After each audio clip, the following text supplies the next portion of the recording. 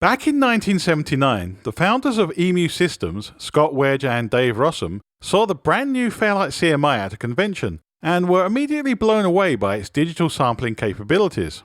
Inspired by the Fairlight, the pair set out to design a less expensive digital sampling keyboard of their own. The result was the Emulator, which debuted at the 1981 Winter NAMM convention. The Emulator was sold as a 2, 4, or 8-voice digital sampler, but had somewhat limited functionality. It had just one basic filter and could only play one loop, but it was considerably cheaper than the Fairlight. Unfortunately, the Emulator was not considered a commercial success. In 1984, the Emulator II was released to critical acclaim.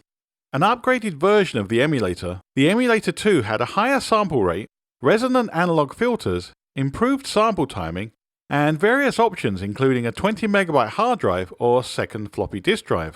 You could even hook it up to a Mac with DigiDesign's Sound Designer software for visual sample editing. How cool was that?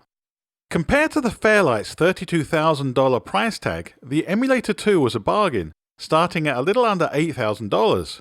Still out of reach of the average musician, it was however a huge commercial success, with artists such as David Bowie, Paul McCartney and Depeche Mode listed as early adopters. It's safe to say the Emulator II, along with the Fairlight CMI, helped define the sound of the 80s. By the time the Emulator III was introduced in 1987, cheaper alternatives such as the Ensoniq Mirage and Akai's S612 were gaining ground, especially considering the Emulator III cost around $12,000 for the basic model.